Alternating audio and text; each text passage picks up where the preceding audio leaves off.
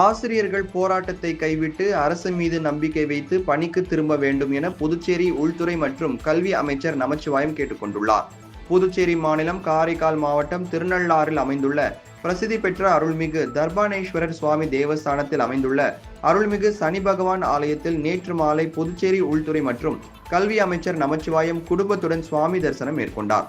பின்னர் செய்தியாளர்களுக்கு பேட்டி அளித்த அவர், கடந்த மாதம் நடைபெற்ற புதுச்சேரி பட்ஜெட் கூட்டத்தொடரில் புதுச்சேரி மாநில வளர்ச்சிக்கான பல்வேறு திட்டங்கள் அறிவிக்கப்பட்டுள்ளதாகவும், எதிர்க்கட்சிகள் குறை சொல்ல வேண்டும் என்பதற்காக பல்வேறு குற்றச்சாட்டுகள் கூறி வந்தாலும் புதுச்சேரி மாநில மக்களின் நலனில் அக்கறை கொண்டு பட்ஜெட் தயாரிக்கப்பட்டு இருப்பதாகவும் கூறினார்.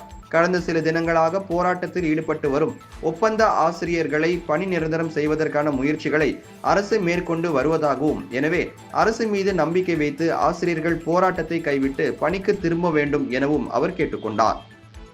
நான் அவங்ககிட்ட இந்த நேரத்தில் கேட்டுக்கிறதுலாம், முதல்ல அவங்க போராட்டத்தை விலக்கிக்கின்னு இன்றைக்கு அரசாங்கம் அனைத்து முயற்சிகளும் எடுத்திருக்குது. இந்த அரசின் மீது அவர்கள் நம்பிக்கை வைக்க வேண்டும்.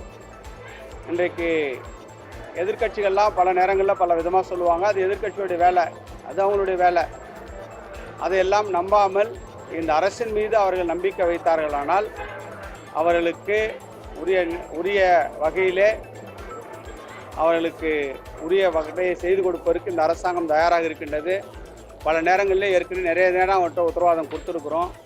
இருந்தாலும் கூட அவர்கள் ஒரு சில காலகட்டங்களிலே பிடிவாதமாக இன்றைக்கு இருந்து கொண்டிருக்கிறார். ஒரு அரசு வருகின்ற நிர்வாகம் என்று வருகின்ற பொழுது ஒரு சில சட்டத்திட்டத்திற்கு உட்பட்டு தான் அந்த நிர்வாகத்தை நடத்த வேண்டியிருக்கின்றது.